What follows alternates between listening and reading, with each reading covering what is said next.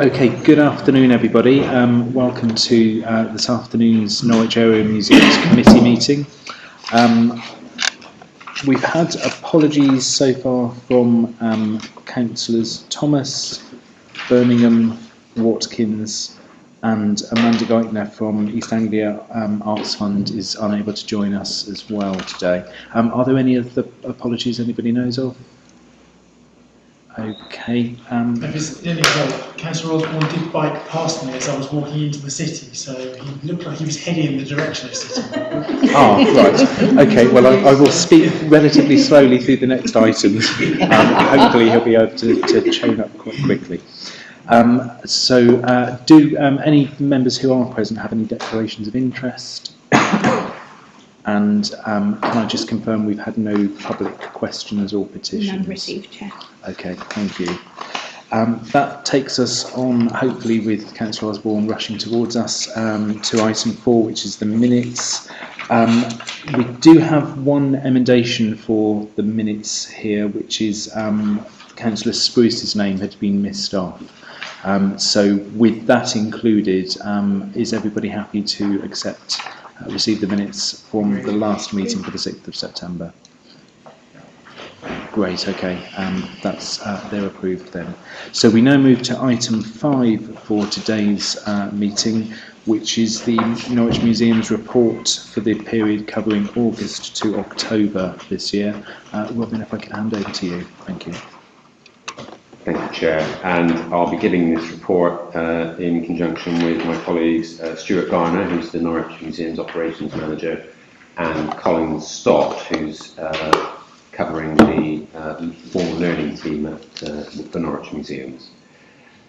Starting on page 13 of your agenda pack, a reminder this report covers the period August to October.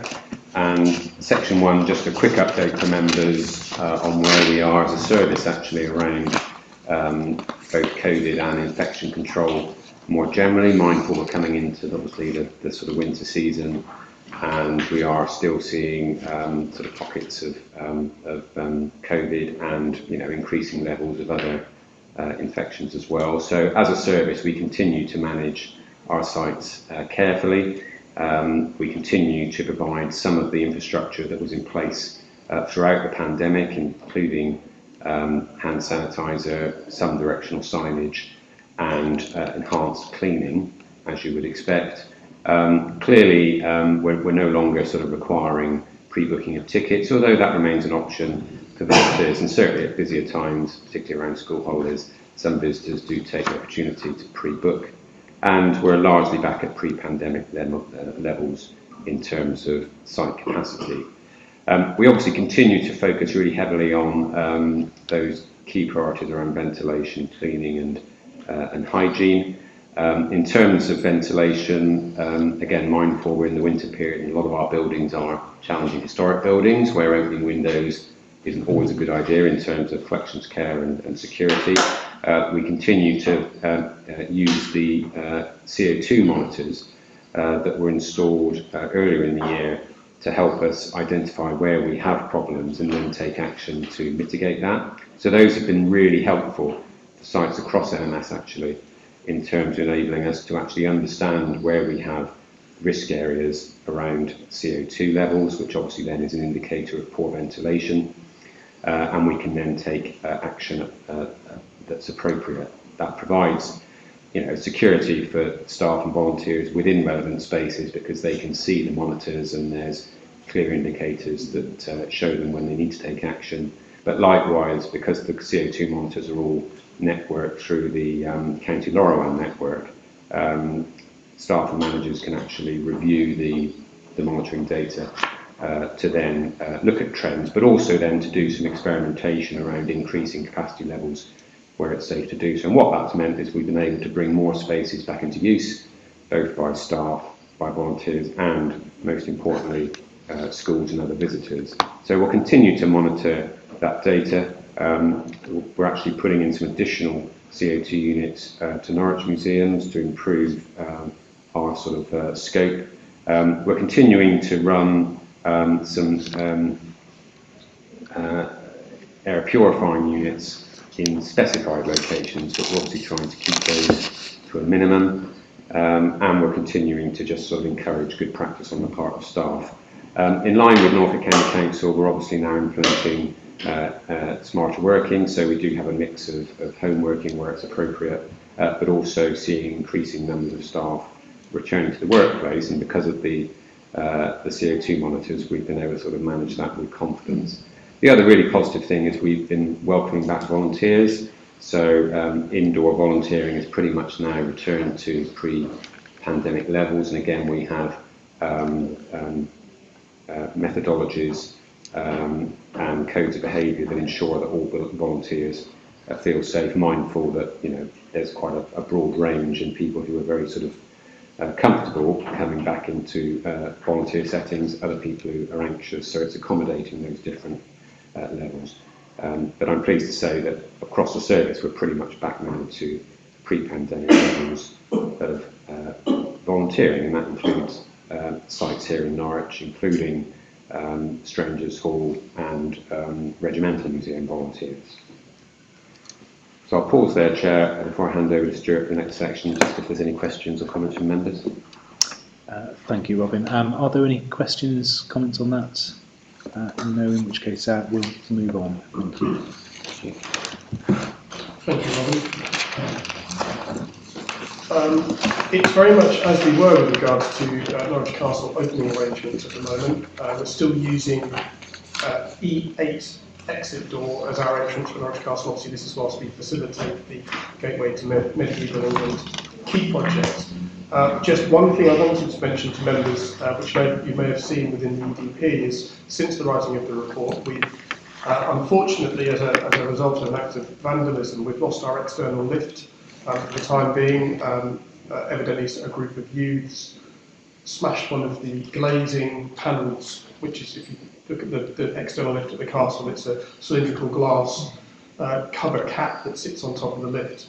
And as we say, unfortunately, some youths broke one of those panels, which doesn't sound that bad on the face of it, but unfortunately, access to it is a real problem in that it has to be scaffolded up from ground floor level. And obviously, these panels they're about 1 inch thick and they're enormous and weigh about 1/4 of a tonne.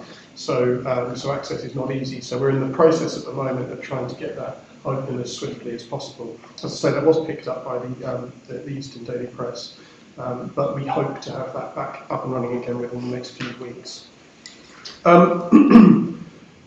Also, we're continuing to use our rotunda as a temporary area for retail and catering.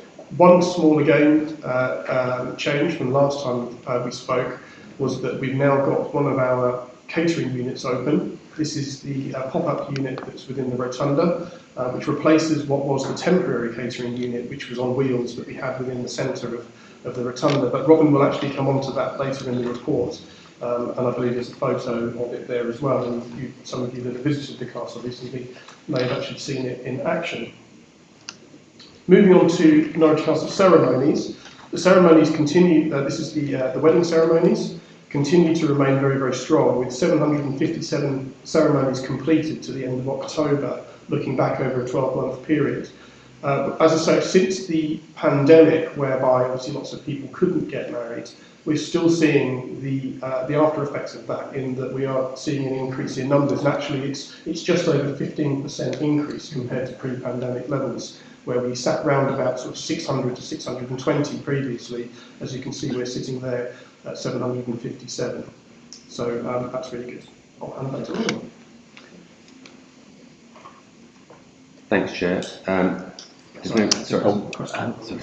Sorry, Councillor Wright. Yeah, thank you, Chair. Just a very quick question on those numbers, if you could, Stuart. Do you have any insight as to why June is such an outlier in terms of the numbers there? I mean, I get that sort of summer months are often busier, but I couldn't work out why specifically June and what others. I'll be brutally honest with you, we don't know. It's obviously the start of the summer period, and again, because so many people with disruptive during the pandemics, that it could be that was just seen as the earliest opportunity to get married, quite frankly.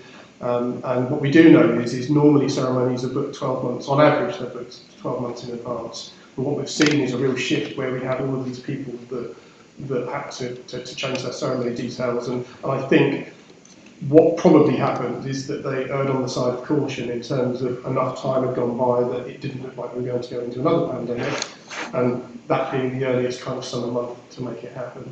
But that's all anecdotal, I'm afraid. But the truth is, I mean, we don't know, but I would imagine that that's the reason. Yeah, thank you. Okay, thank you, Stuart, for that. Councillor Ward.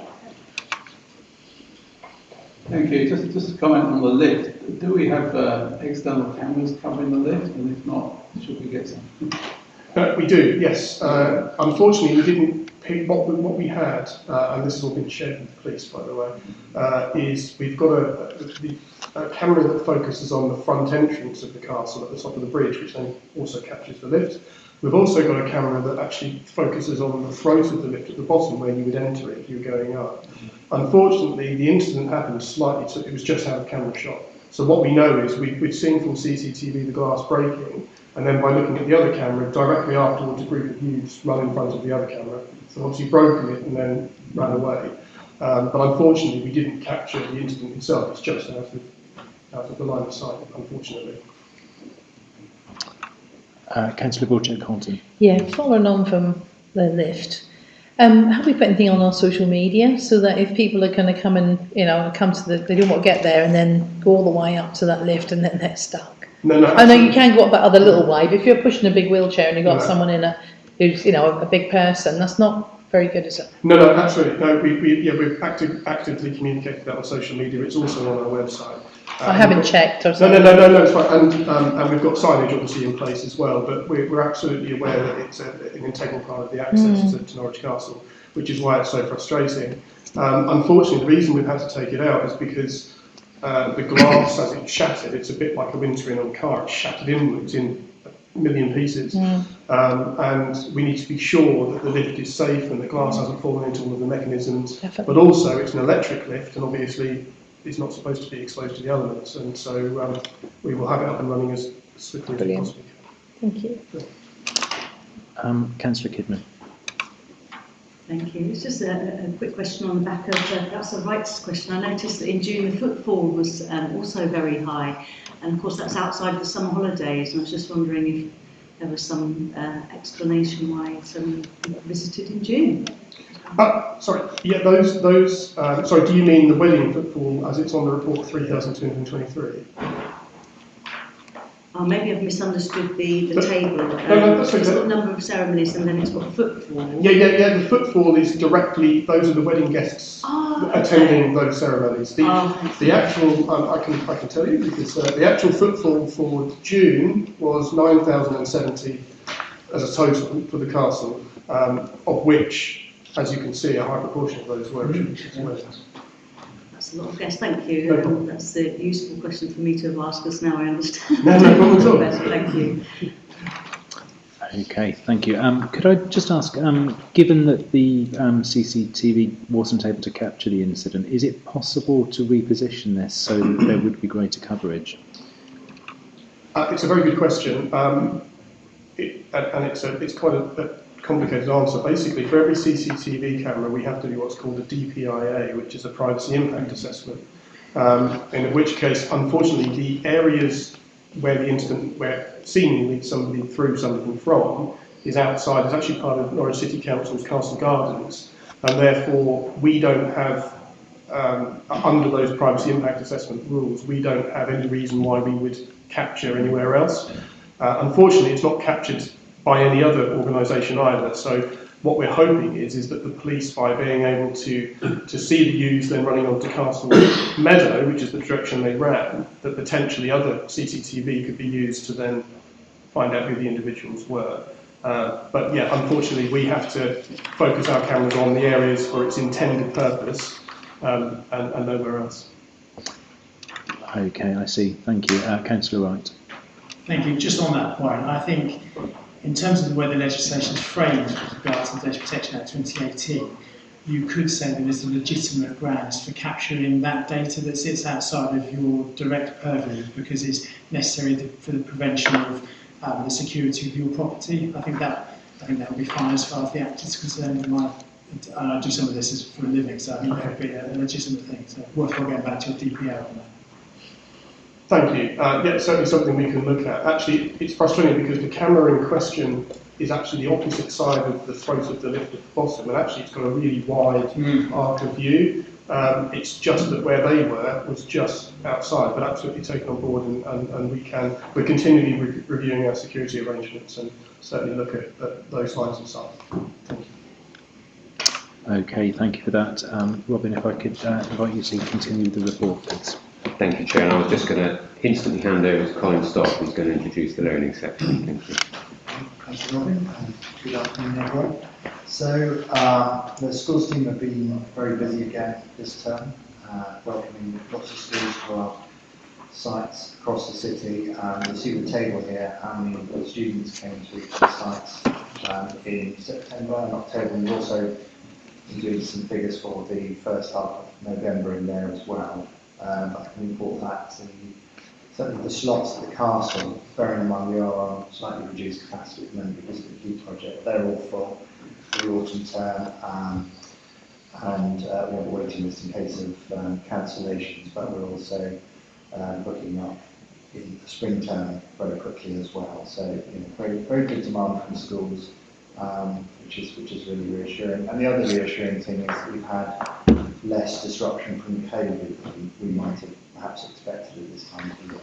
So a couple of members of our staff off and a couple of incidents with school staff that have been impacted on visits, but generally, just anecdotally, it seems to be less disruption than we have in previous terms and less than we might have expected, which is very good. So, as well as running the day-to-day events, we've also been doing a little bit of work to update some events. In particular, a letter has come to light relating to the strangers who were the refugees that came from Belgium and the Netherlands in the 16th century, and that's helped us to add a bit of personal dimension to Strangers event at Strangers Hall. So we've now incorporated that letter into the event, and children here that are read in the original Dutch and also have the opportunity to write their own versions of the letter using the shorthand and ink. And you'll see from the feedback that's on that event, one of the teachers has said that it really helped children understand and empathise with the strangers, but also, equally importantly, they were quickly related to the experience of current day refugees as well. Just moving on to the next page, page 16 on the report. We've also been doing a lot of work with students with special education needs, and our SEND specialist, Emma Clark, has been particularly active in this area. So we've just highlighted some events which she's been working on. So 14th of September, we had Push Forward Education Group came to a Made in Norwich event. This is a sort of mainstream event which Emma has adapted for the particular needs of those students from that group. So a combination of young people with SEN, ADHD and autism who came along to the Museum of Norwich. And some of the things that Emma did was create a hello document which basically outlines what the students can expect to see and take part in while they're there, and it helps to allay some of the anxiety that some of those students might have going to a new and different environment to learn. And was also keen to make the sessions as flexible as possible with short hands-on activities and opportunities for movement breaks again, which is important for some of those students. Another event she's been working on was a home educators group for families with young people with SEND. So Emma's been running a series of events, the first two of these which happened in October and November, with small groups of young people from different families around the county, at the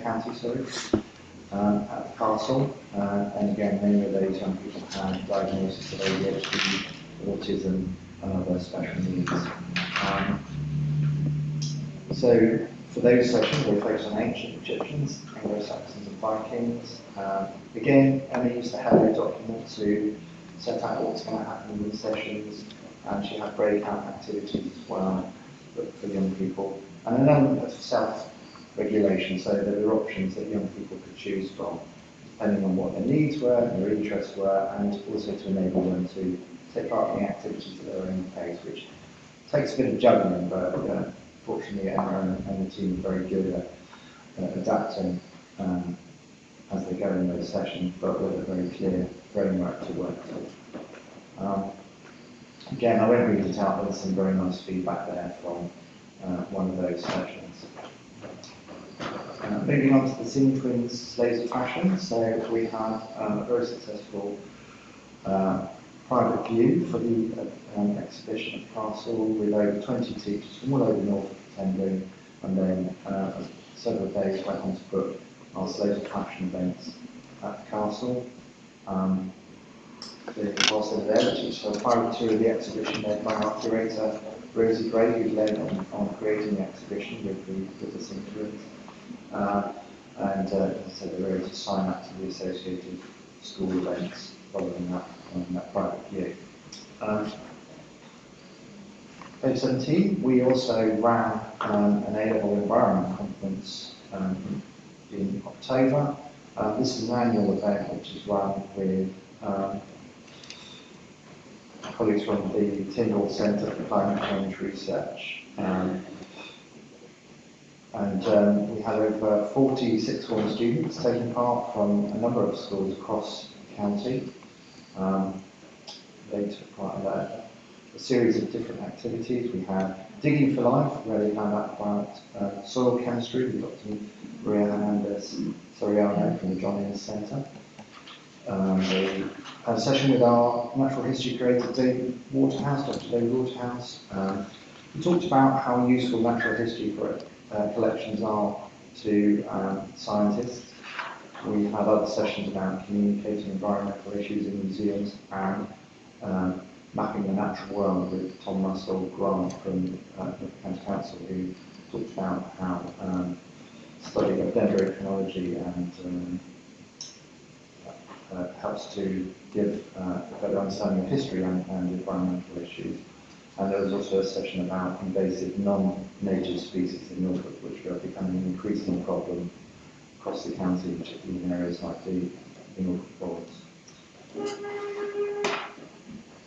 There's quite a lot of feedback there, so again, I won't leave you to read that at your leisure and move on to point item 3.2. So alongside our in-person activities, we're still continuing to offer digital resources to support the events. These are things we developed during the COVID pandemic when we couldn't offer face-to-face activities, but they have still proven useful as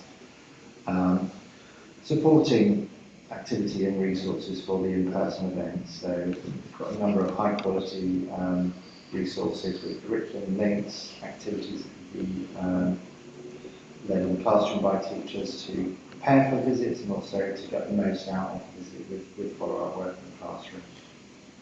So I'm going to move on to item 3.3, which is the informal learning programme, which happens in the school holidays and are currently led by my colleague Jan Pittman as part of the temporary arrangements for cover in Norwich.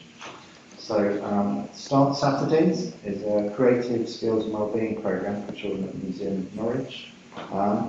And very pleased to report that the team was successful in a bid to the Town College Estate Charity for funding to run 3 years of this programme, which is artist-led creative activities for children and human beings. So that was a really good funding success for that programme.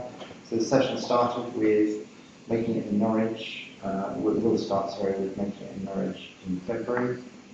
And we've got a number of partners working on the programme with us. We've got Stanley Art Fund, Norwich University Arts, Children's Services, who are helping us to recruit young people who particularly benefit from this programme. Scrapbox and the Norwich Cardboard Factory all involved as well. So the first sessions are going to be inspired by by emerging industrial heritage that will take place at the Museum of Norwich on Saturday mornings in term time.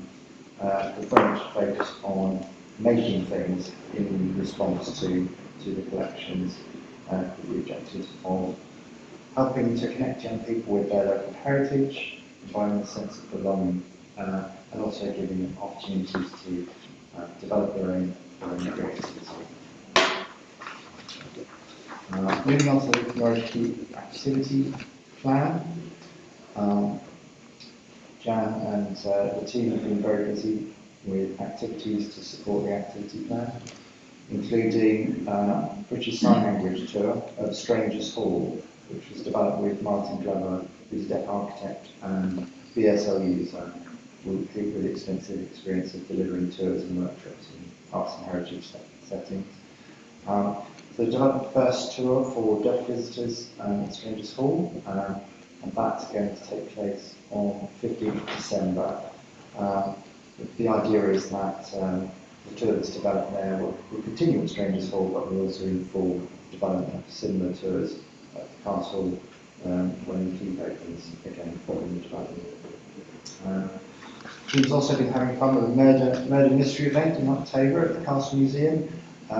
Slightly worrying, the event starts with the chief curator lying dead at the stairs. Which is never a good start to an event, except when you're running a murder mystery event. So Lee Warden, the Keep Activity Learning Officer, developed a sort of Cluedo-esque, it says here, Cluedo-esque style event with challenges to take part in, clues to find, witnesses to interview, to see who was responsible for the unfortunate demise of our chief curator. So the Egyptian hieroglyphs, ancient trebuchets at Roman aqueducts. There was all sorts of interesting things going on. And again, really positive feedback from the visitors, including more like this, please. So there's obviously an audience for this kind of activity, not just at the castle, but I know there's similar events that happened at Strangers Hall in Crescent Hall, at Crescent Hall, and also at Elizabeth House in Great Lane. Moving on to events at St John Timber Hill on 29th of October. Again, this is part of the outreach activities linked to the Key project, which will ultimately support activities that take place once the development is finished. There's a particularly poignant event called Remember Me, which is where members of the public are invited to come along and contemplate how we commemorate the passing of people that are special to us. So there was creative writing, so visitors were able to write poems on the theme, told their personal and family stories. They also uncovered the hidden secrets of the church and designed to be unique to personalised Tuesday. Also, St John's Timber Hill is a gateway to medieval Norwich event with a free talk from a series of talks from local experts, including the former learning manager for Norwich, Dr. Helen Lunn, amongst others, talking about the fascinating heritage of the church and how this fitted in with the broader development of medieval Norwich. Further down the page we have information about the Inky Fingers event at Strangers Hall, where families came along and in summer holidays and learned how to make inks in traditional ways, and then use those inks to create their own documents with quill pens. Obviously, for conservation reasons, that took place in the garden rather than the museum, where we've been in big trouble with the curators. We've got ink all over the fabric. So that concludes my report. So I'm going to hand back to Robin now to talk about the question, unless there's any questions. Okay, thank you very much, Colin, for that. Could I just say you were too modest to dwell on the feedback, but there's some obviously exemplary provision being made given some of the sort of highly appreciative comments that have been included. So thank you for that. A couple of comments or questions. So Councillor Wright first. Thank you, Chair. Just picking up on your point, I wanted to say how engaging and exciting the range of activities available for children and young people is. Really interesting stuff, actually. Can I rewind to the very beginning of your report? Yeah. I don't know whether you'll know the answer to this, but lots of schools are currently setting deficit budgets in years 2 and 3 at the moment, and it's going to be increasingly challenging for them to possibly arrange for trips to. You talked about the spring term looking quite good at the moment. Obviously, the new budget kicks in for the start of the summer term. Do you have any indication of how schools are managing this and how your numbers will look moving forward? Yeah, I mean, this is something we're aware of, both in terms of school budgets and also a couple of key factors. One, the increased coach costs that are happening as a result of the fuel costs going up, and also parents not able to contribute as much as they previously would have done because their family budgets are also under pressure as well. So there are things that we're trying to do. We always try to support wherever we can. So, for example, we have a schools transport fund, which is provided by the county council, which can help to subsidise coach costs and things. And where a school is in particular acute need, and we can look at the catchment areas and usually predict which schools they will be. We will do our utmost to try and keep the costs down from the schools. So, Okay, thank you. Thank you for that. Another question from Councillor Borjet-Colton. Yeah, mine's not a question, I've just got some comments if you don't mind. So first of all, I know anyone's ever been to Scrap Box, but that's a really fantastic place. You can get lost in there and be there all day trying to buy things for arts and crafts. But it was a British Sign Language tour. I just wondered, where are we advertising that? Are we going through Vision Norfolk or somewhere like that so that they know about the BSL? And I think that's fantastic. I mean, I've never known, I don't think we've done anything like that before, have we? I think this is a new undertaking. That's really brilliant that we're opening it up to have so many, the accessibility for people. It's absolutely fantastic. And the other thing is that St John Timberhill event, they remember me, we get so many people coming into the food bank whose people have passed away in COVID and they've just got nowhere, they can't get any counselling or anything. Something like that is absolutely brilliant as well. So I just want to say it's brilliant, really. Thank you. Thank you very much. Thank you very much for that. And Denicia. Just a very quick question. Your Arts Saturdays, what is the age range of the of Arts Saturdays? Yeah, because I don't find that directly. Is it I think it was primary school? Yeah. Where are you advertising that BSL one then? Where is that going out to certain areas, so that they will be able to know that's on? I think we'll be promoting that through our social media, right? Don't know if you work with Vision Norfolk at all and try to get the families in that way. Yeah, again, that's probably where we could come back to you in terms, but I know there has been a partnership to deliver that. Yeah, I'm sure they have. And there's also been a programme of staff training, because we've had a number of staff, including visitor services staff at the castle, who've taken up opportunities to sort of join BSL training. So, and as Colin said, it's something that's obviously really important for the service as a whole, but particularly thinking about the new offers at Norwich Castle, the opportunity to develop those partnerships, put the training in place so that when we've got the new facilities online, we can hit the ground running. It makes all the difference, doesn't it? Because we've got a young girl we're in the food bank, and when someone comes in, if we haven't had anyone who's deaf yet, but when they come in, she knows how to sign. It's going to be absolutely fantastic. Okay, thank you very much. I'll hand over to Robin to update us about Kick the Dust now. Thank you, Chair. So this is the report that we make to each of these committees, summarising progress on the Kick the Dust Norfolk project, which, as members will be very aware, is our youth engagement programme working with young people aged 11 to 25, with a particular focus on young people facing disadvantage and for whom museums and heritage would not normally be, frankly, remotely relevant. And really impactful programme delivered in partnership with a whole raft of partners now, but key partners in terms of project management, YMCA Norfolk, and created collisions based in Great Yarmouth that Colin is very closely involved with, wearing his Great Yarmouth hat. The report, again, familiar to ones we've shared with members previously, but just to draw your attention on page 21 to the current levels of participation.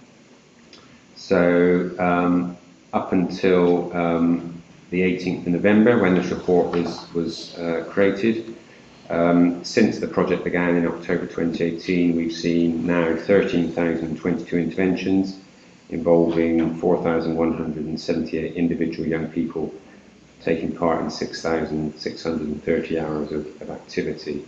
So the original project target was 8,000 interventions. We're already on over 13,000, and still a few months to go in the project. I mean, it's clearly not a numbers game, but I think it demonstrates the reach of this particular project. Increasingly, as the project has gone on, as members are aware, we've taken a number of young people on a sort of progression journey with us. You'll remember that the programme is really designed with 3 levels.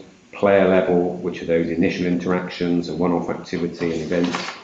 Shaper level, where young people get more actively involved, perhaps through working as part of a project team.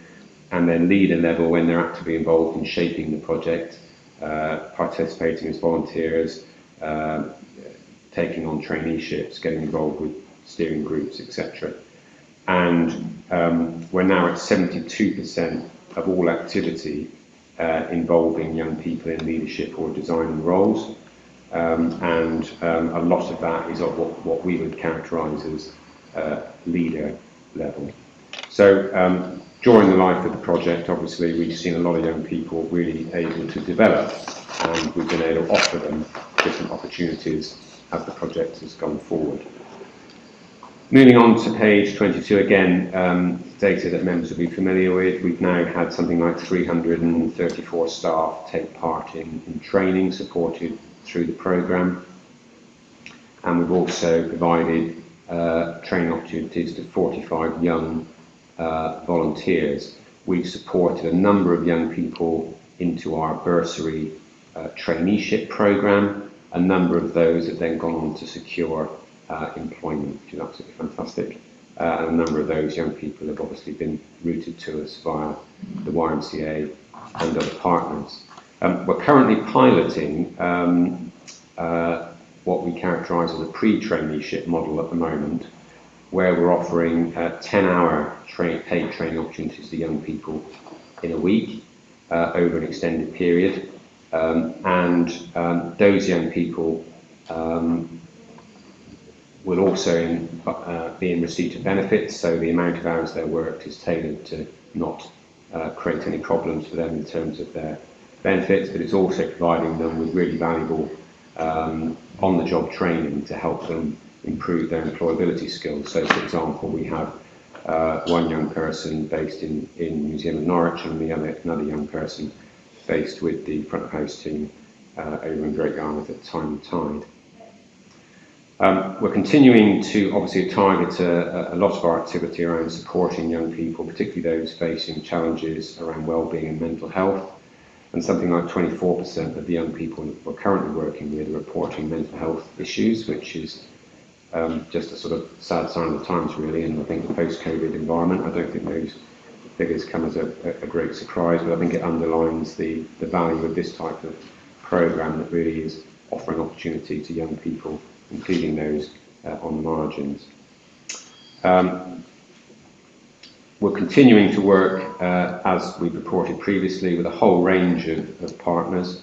YMCA and Norwich, of course, are a key partner for us, but we continue to work with other organisations, including colleagues within Children's Services of Norfolk County Council through the Making Creative Futures group, supporting Active Norfolk with the delivery of the holiday activity and food programme, and also building really interesting relationship now with the public health team of Norfolk County Council, particularly around their prevention agendas focused on young people's mental health and well-being. Over the page on page 23, you can see the sort of breakdown of participants that you'll be familiar with in previous reports. We're now primarily focusing on older age groups of young people, with 67% of participants now in the 18 to 25 range, but still offering activities to those 11 to 17. I'll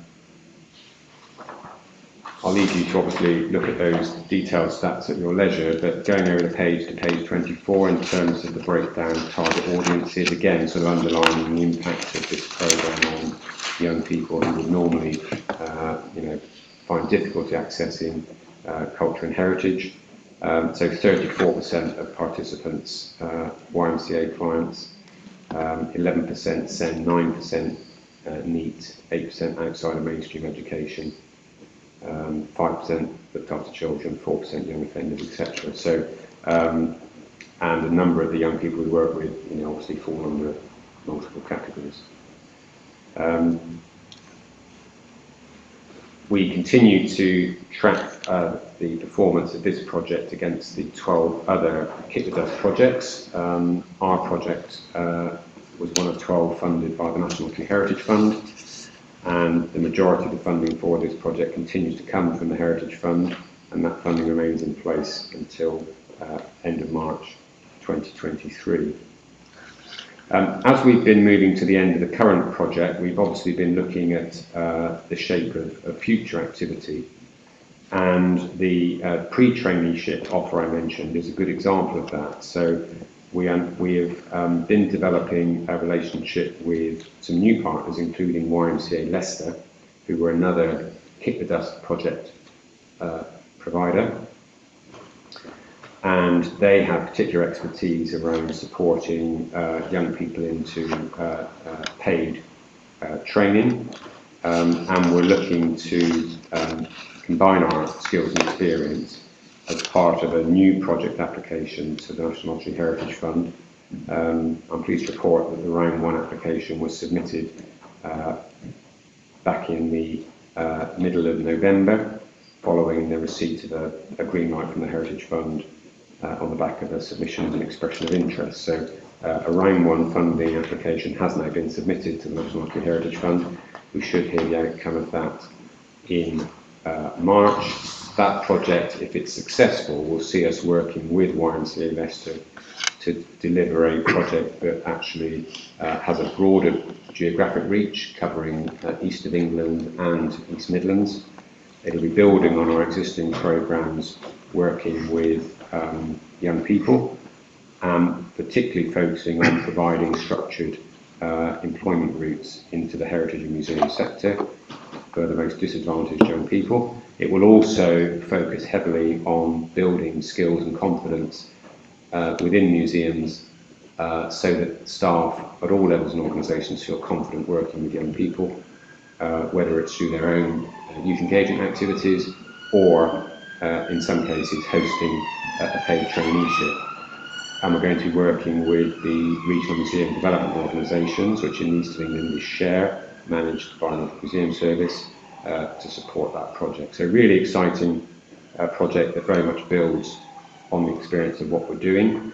We're also talking at the moment to Public Health in Norfolk County Council, as I said, supporting some of their prevention work around young people.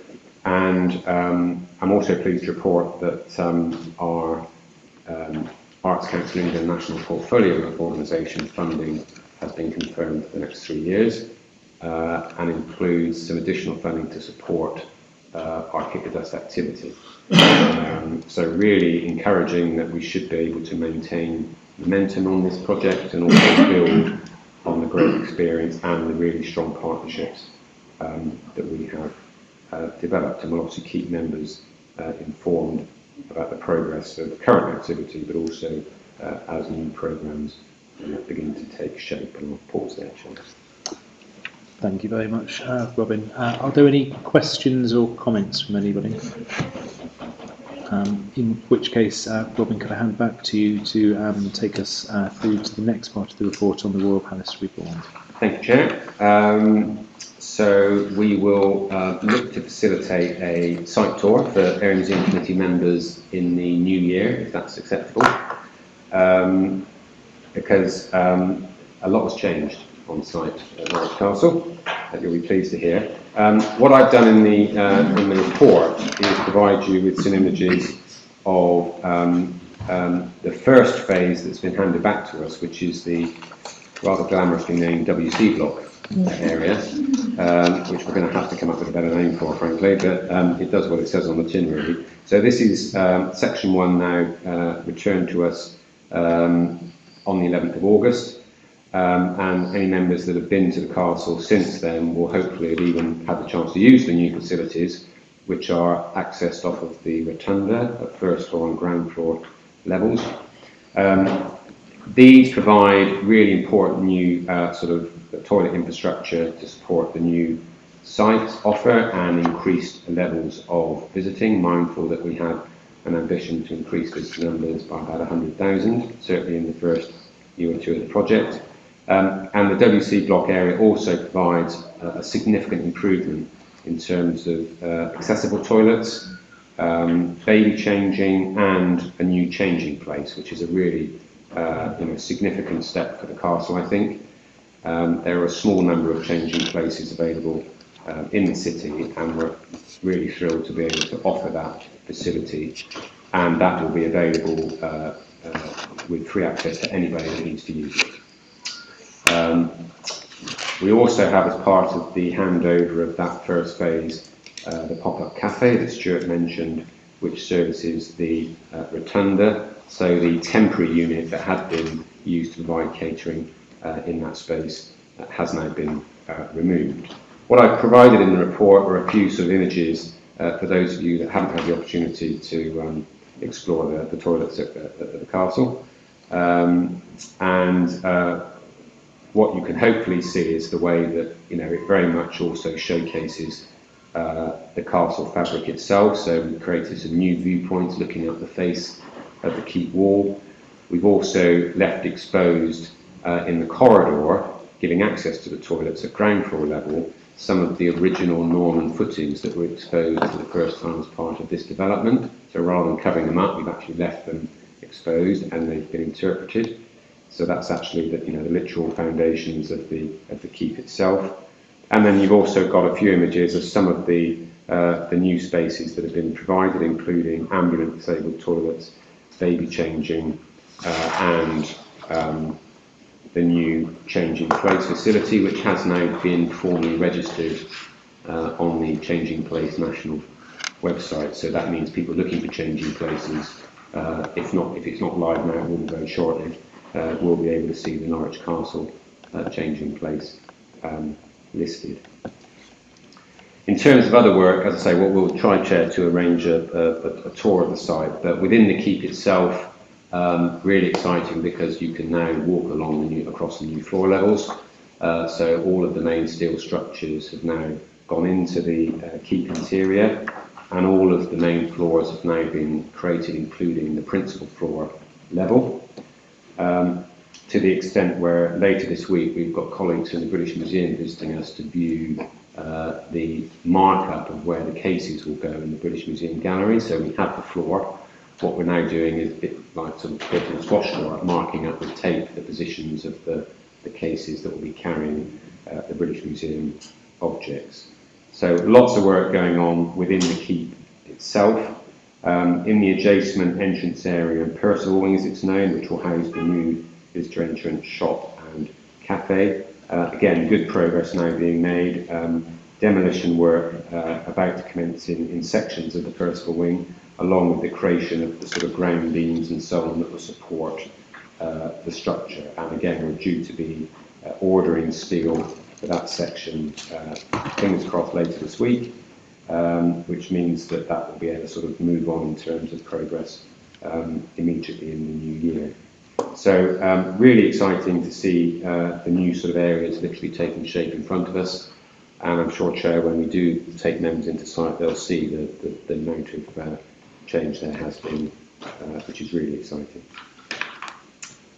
But happy to take any questions. Thank you very much, Robin. I'm sure I speak for the committee. We'd be delighted to have a further tour in the new year if that's possible, please. Are there any comments or questions indeed? Just well done for the change in place. That's why I'd say thank you so much. Waited a long time. Yes, that's great to see that's there and registered on the website now, so thank you. If there aren't any further comments or questions, Robin, if I could invite you to continue with the Absolutely, report. thank you, Chair. So, bottom of page 30, moving across to other sites. So, the Museum of Norwich, as always, considering it's a small team, same as Strangers Hall, remarkably busy. The Start Right exhibition, which ran from end of September through to November, really good example of that, and also highlighting that really close connection between the Museum of Norwich and the industrial story of the city. I think there's a really good track record of the curators and team at Museum of Norwich really building on those really important connections, and there's some lovely feedback from the Start Right marketing manager included in the report. So, a modest exhibition, but really sort of impactful and very relevant to the collections held at the Museum of Norwich. Over onto page 32, again, in common with all sites across the museum service, Museum of Norwich was very busy with Heritage Open Days. Obviously, members will be aware that the national programme coincided with the sad announcement of the death of the Queen. HODS did go ahead.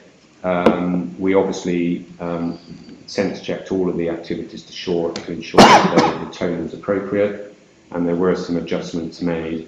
But we were pleased that so many visitors were keen to come out and enjoy the chance to see, amongst other things, the demonstration of the Jacquard loom, which is always quite an extraordinary thing to behold.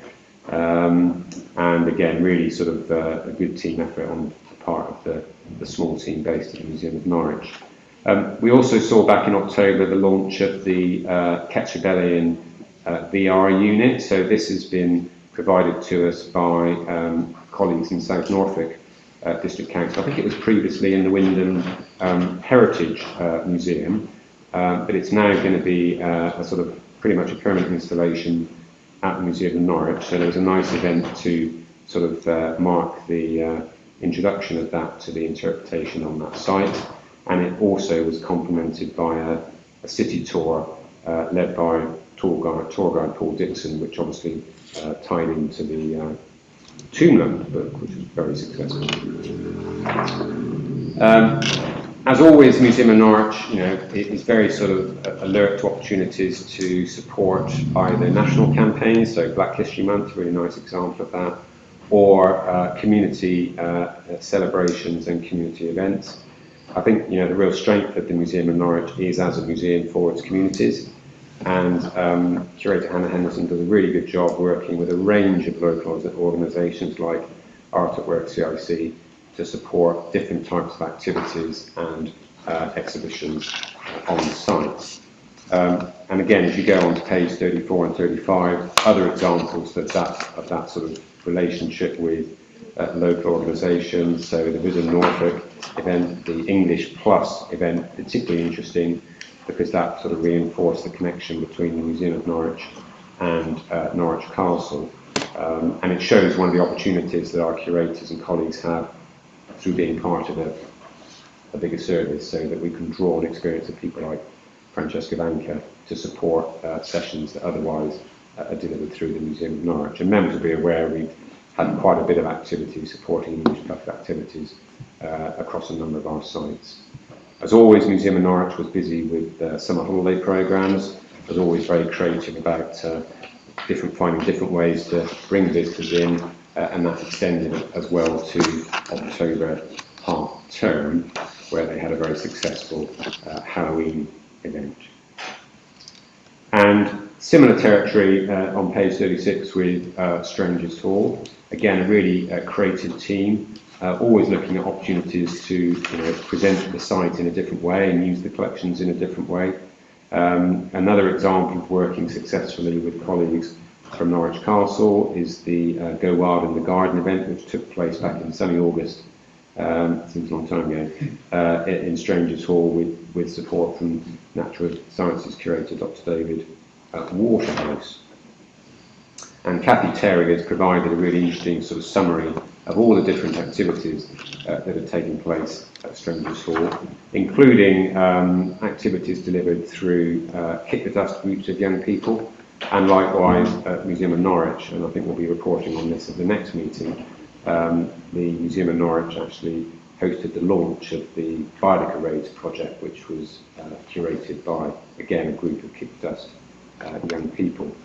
And I've included an example, a really nice new acquisition of the Victorian-style doll's house, donated by Mr. and Mrs. Taylor. There's a nice picture of Mr. Taylor with his doll's house. And obviously the toy collections at Strangers Hall are really strong and very much a sort of asset at the site in terms of both its interpretation and its programming. So I'll pause there, Chair, if there are any comments or questions around Museum of Norwich or Strangers. Okay, thank you very much, Robin. Councillor Bridget-Colton first. Yeah, I just wanted to say about, where is that, the first one? Oh, it's my page.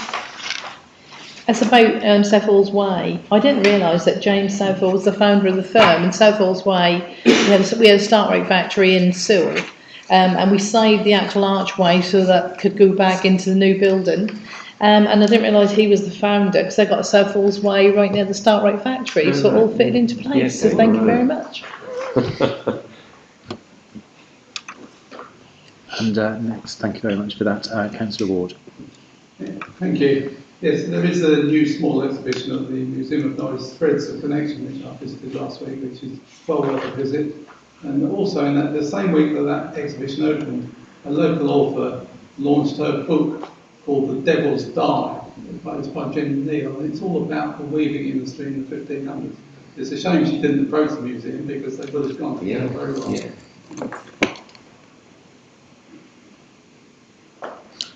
Sorry, I was just making a note of that one. I should have to follow that up. Thank you, Councillor Ward. Robin, if I could perhaps hand on to you for the next bit of the report. Thank you, Chair. So apologies this afternoon from Dr. Francesca Banker, who's tied up with other business, so sends her apologies and asked me to present her report in her stead. As with previous reports, you've got a really sort of helpful summary of the work of the different specialist curators that form Francesca's team, and I think it gives you a feel for the range of specialisms we are fortunate to have within Norfolk Museum Service, and the range of projects that they're working on. And a lot of that is around making collections accessible to our visitors, and curators like Giorgio Bottinelli, really good track record of both being excellent academics, but also very good at sort of making the stories of their collections accessible and engaging with a wide audience. And Georgia's just opened the Frederick Sands Greatest Draftsman display in the Project Commons space in the castle, sort of shedding new light on a part of the collection. Both Ruth Battersby-Took, our senior curator of costume and textile, and Francesca herself, and this is the reason she's not here today, are very busy working on the planning for the exhibition, The Last Voyage of the Gloucester, which actually opens on the 25th of February, so the clock is loudly ticking. So that will be an absolutely startlingly good exhibition, being developed in partnership with both the finders of the wreck of the HMS Gloucester, the Barnwell Brothers, but also academic partners, the University of East Anglia. So it's going to be a really strong exhibition, and we'll provide more information on that obviously in our next report to members. But just a reminder, that exhibition will open on the 25th of February and then run through until September. Dr. Rosie Gray, our curator of modern contemporary art, was obviously the driving force behind the current temporary exhibition on show at Norwich Castle, which is the Sing Twin Slaves of Fashion, which runs until the 22nd of January. Again, a really striking installation. We've had really positive feedback from visitors about the exhibition. I'm sure those members that have had the opportunity to visit the exhibition will be aware how good the quality is. So, as always, really interesting take by the Singh twins on a really sort of challenging sort of subject matter. And as I say, we've had really positive feedback from visitors in terms of how engaging they found that exhibition. Kate Thaxton, turning on to page 40, our curator of the regimental collections, continues to work very hard on large numbers of inquiries and also a lot of specialist work around managing the collections. I joined Kate at the recent meeting of the regimental museum trustees, who continue to be very supportive, and that collection, very much earns its keep within Norfolk Museum Service, and is a focus for regular high numbers of inquiries. And then David Waterhouse, our senior curator and natural history, I referenced David in the context of the event at Strangers Hall. He's on the cusp of publishing with former Chief Curator of Norfolk Museum Service, Dr. John Davis, the book on the Deep History Coast, Exploring Norfolk's Deep History Coast, which is due out in the summer. And we've been working very closely with colleagues in North Norfolk around the Deep History Coast interpretation. And obviously it's very relevant for the collections held up here in Norwich. Dr. Tim Pistell, who's our Senior Curator of Archaeology, not surprisingly is focusing a lot of his time at the moment on supporting the Norwich Castle redevelopment in terms of the specialist fabric elements. So Tim's been very closely involved in terms of, as we've shared with members during tours, minimising any impact on the historic fabric. But he's also continuing to support his sort of pure curatorial work as well. And as I mentioned, Francesca herself, working really hard, I think, on the last voyage of the Gloucester exhibition, but also something we reported on to a previous meeting, as curator of the J&W Turner painting tour. That tour is now concluded at Lynn Museum in King's Lynn, and it's moved on to Ipswich.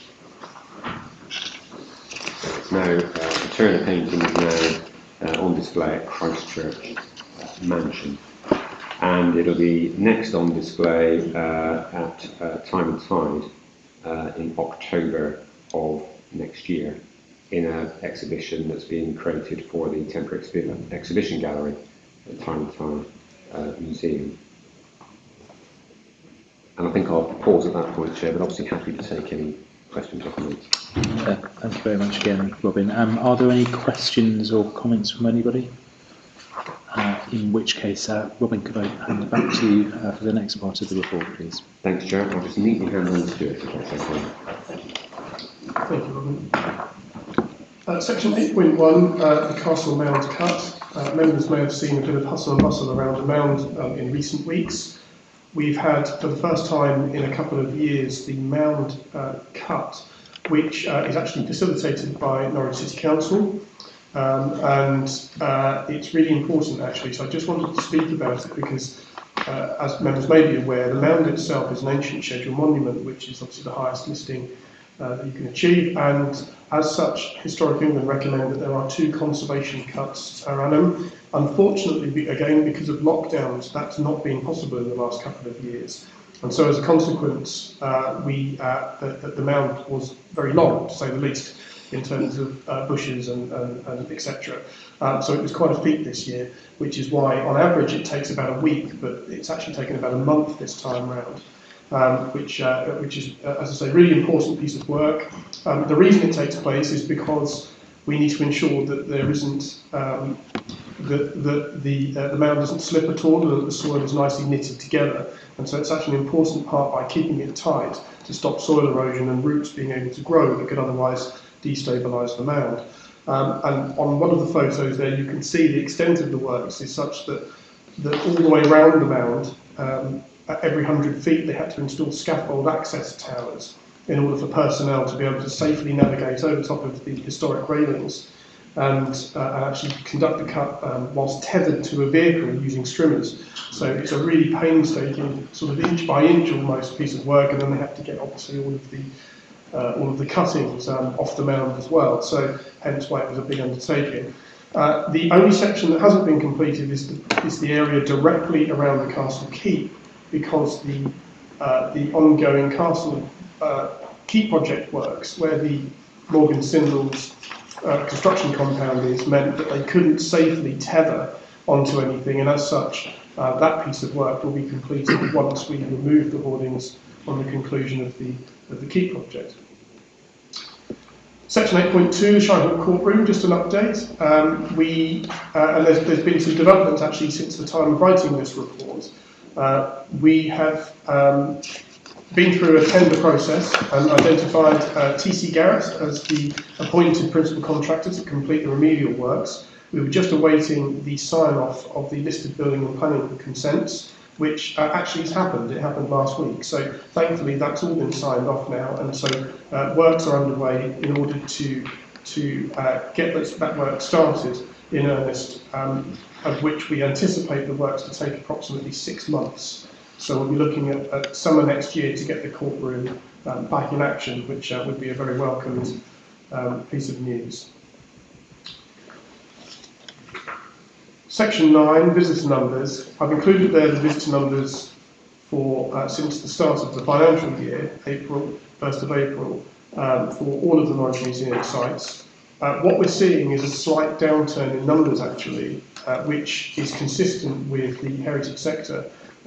Quite recently you may have read that the National Trust were struggling with numbers nationally, and what we're actually seeing is that nationally in the heritage sector it's approximately 15% reduction in visitor numbers compared to pre-pandemic levels, which could be for a number of reasons. It could be because of fears about being inside, but more than likely in recent months, obviously the cost of living crisis, we're sure is coming to bear. So we're still seeing healthy numbers, given that we are, a building site to some extent, and lacking a keep.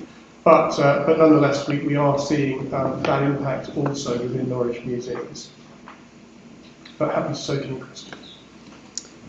Okay, thank you. Thank you, Stuart, for that. Councillor Kybird.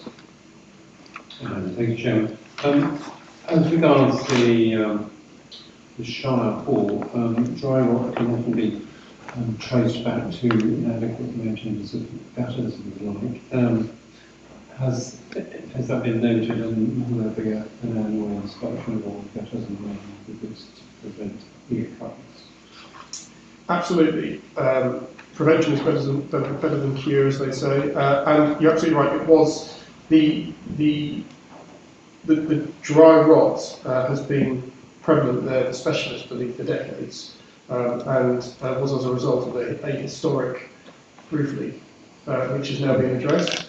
It's a bit of a complicated area because the side of the courtroom which where the dry rot is prevalent, is actually, there's a photo of it, actually on the report where I spoke about the mound cut.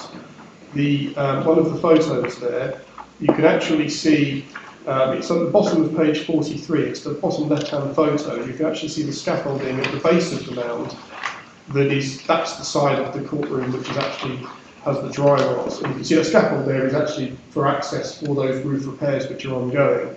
But also the issue is as you can see, the Shire Hall was built, butted up against the castle mound, and effectively what they did is, bless them, is they cut a slice out of the mound and built the Shire Hall butted up against it, which was an architectural error at the time. And as a consequence, there have been various issues with the building over the years. This was in the early Victorian period. As such, the building was actually subsiding as a consequence because of the mound pushing, they believe, on the building. And that's caused various issues, not least the fact that access is very, very difficult in order to get safe access to that side of the building. So what we're actually looking at is, as part of the project, is to improve access up to the roof level, which in turn will have benefits in terms of being able to better maintain gullies and the roof sections on that side of the building. Which again will be a preventative measure. Thank you, Stuart. Councillor Ward. Yes, just quickly on that same topic. The last time I was in there, a long while ago, that there was quite an alarming crack in the wall. Has that been done? Yes, well, it's being done as part of the project. So all of the areas of concern within the courtroom, we're sort of seeing it as an opportunity to fix all of the previous issues, as well as actually, we talk about the courtroom, but actually the issues around the water ingress extend further into the building, and actually has been apparent within one of our office spaces and also the costume and textile store. So what we're doing is taking the opportunity, whilst we have the scaffold access, whilst we have men on site, to be able to address many sort of what have been historical issues, including, as you say, cracks and anything that looks nasty in the building. Councillor Wright. Thank you, Chair. Just thinking about visitor numbers, so you're saying they're sort of down a bit at the moment, and there's an overall trend for that, taking the likes of the National Trust, etc. How are numbers of the Norfolk Museum's passes in terms of the number of those issued? Do you have that information? And are people still buying their unlimited passes, or is that also tracking downwards as well? Just to say that in common with other membership organisations like the National Trust, we did see a drop in membership at the start of COVID. So I think we were down something like 40%, which was not out of keeping with other membership organisations. But then we, after that initial drop, passed on and stuck with us. And we've been rolling out this year a number of campaigns to build and extend museum pass membership. So obviously, mindful of cost of living pressures, it remains a very cost-effective way of seeing and repeatedly visiting 10 museum sites across the county. We have rebranded all of the museum pass materials, and where we've had opportunities like, say for example, at Appledale at Gresson Hall, we had a marquee. As soon as visitors came through the door, there was the museum pass marquee busy promoting the offer. So we have taken a hit, but we are now building that back, and we're not seeing at this point anything like a reduction. So we seem to be heading in the right direction. I think as exactly the same with admissions generally.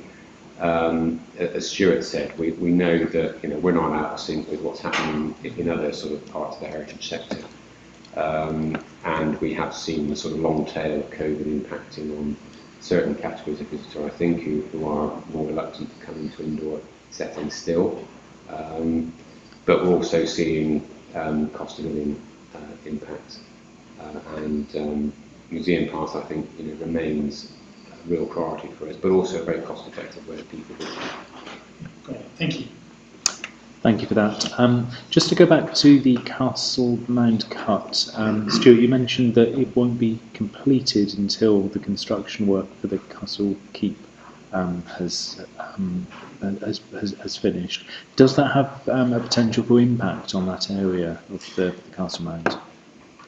It's not ideal in terms of we would like to be able to, but if we could, but what we're doing is within that section, which is the section around that corner of the quay, what we can't do is we can't safely cut the bramble and the grass, but there are some saplings that are growing that we wouldn't want to get any bigger, basically.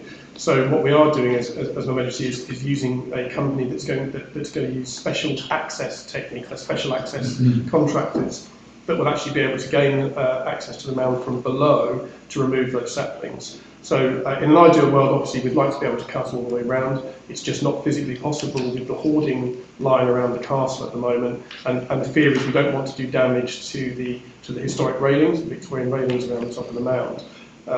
And so that's the option short. But as soon as we're absolutely able to cut that section of the mound, we will do. Okay, thank you very much for clarifying that. We've got an appendix of the social media reports, so Stuart, I think I'm handing over to you for that. Thank you, Chair. Hopefully everybody has a copy at the bottom of the report of the social media stats. I'll just go over some of the headline numbers.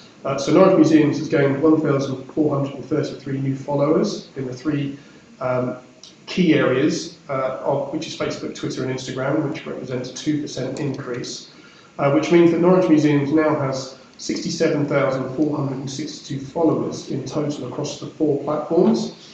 Looking at sort of more detail of those platforms and the breakdown of that, so Instagram we've seen since August a 3% increase in followers, 2% for Facebook, and unfortunately no increase with Twitter, which members may be aware that the figures for Twitter are noticeably lower than usual, which is perhaps explained by wholesale coloured bot accounts across the entire platform, but also, of course, the future of Twitter following Elon Musk's recent takeover has thrown the platform to some extent in doubt, and so it's certainly inconsistent with the other social media platforms in terms of the lack of increased activity on that platform. So we're hoping that things will settle down, but nonetheless we're still slightly ahead of 31,912 against 31,886 at the end of August. YouTube, we're seeing significant advances of 7% since August in the number of followers, which is fantastic. And then moving more towards the back of the report, the Norwich Castle blog. The Norwich Castle blog, which also includes posts from Strangers Hall and the Museum of Norwich, earned over 4,300 views since the 1st of September through to the 21st of November, which is fantastic. And also, in terms of recent social media posts, there's some highlights there that members can obviously read at their leisure. But one particular highlight is the toilet seat from Strangers Hall, which you may have noticed, which is now 122 years old as of September, which is fantastic. So and probably quite unique, I would imagine, within Norwich. So that was a particular favourite of mine. But any questions on the social media, I'll be happy to answer. Thank you very much, Stuart, for that. Are there any questions or comments on this appendix to the report? No? Okay, thank you for that, Stuart. If I could invite Danusia, if there are any comments you'd like to make in regards to Norfolk Contemporary Art Society? Yes, first of all, yes, thank you, Chair. First of all, congratulations to the Castle Museum and Dr. Rosie Gray for the Sing Twins exhibition. I think the consensus is it's a fantastic exhibition. And just to reiterate that NCAS is very keen to support similar challenging and exciting national and international exhibitions promoted by the Norwich Council. NCAS, as I think I've said before, is very keen to attract as broad church and audience as possible. And I think this exhibition has really excited lots of different aspects of an audience. Just on our own programme, we had a couple of really fantastic talks, one by Rosie Cooper from the Wising Centre in Cambridge, which was really interesting on the sort of environmental side as well, the way they're coping and looking at climate change. And with Lawrence Edwards, the fantastic sculpture, and his yachtsman. And upcoming talks, we're very excited to have Maggie Hanlon in conversation with Francesca. So that's coming up in February, the 20th. And also just to say that we are experimenting with a series of different venues to try and again encourage another audience. So we've been having our talks held at the Norwich School Blake Studio and also the newer lecture theatres. And we have had a really good showing of students there as well. And finally, we hope to have Jacob Cooper, who's director of Sainsbury's Centre for Visual Arts, to come and talk to us sometime in the new year in the spring. That's it. Chair. Great, thank you very much. That's a really engaging programme. A lot of good stuff happening. Are there any comments or questions from anybody? In which case, thank you very much for that. Felicity, thank you for providing a written report for the Friends of Norwich Museums. Are there any comments you'd just like to make or anything to highlight there? No, not much to add to the actual report, except to say how keen the Friends are to be involved with all these projects at the Castle and the Sing Twins as well.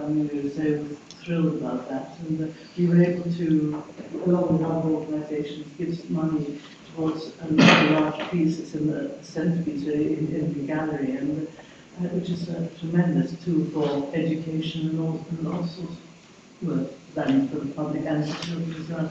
So it's an amazing piece.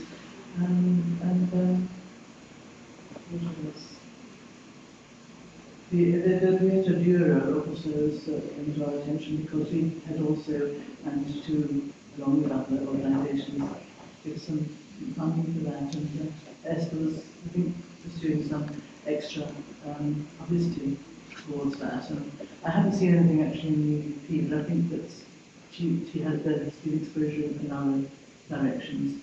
But, so that's such an important piece. So we're really happy to contribute to that and keep it in England.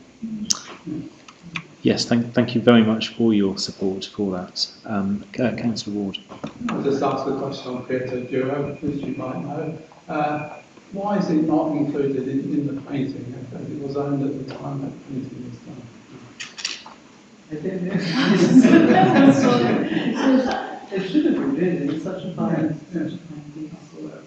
Yeah. That might be Francesca. a conundrum we might have to hold over to the next meeting if Francesca's available to do that. Okay, well, thank you. Oh, sorry, Felicity, do go on. A newsletter I can distribute in case anyone might be interested in taking my way. That would be great. Thank you very much for that. Okay, that takes us to Councillor Wright first. Thank you, Jay. It's just during the meeting I've received apologies from both Councillor Schmierer and Osborne, so just that can be noted. Thank you very much. Those will be duly noted. Thank you.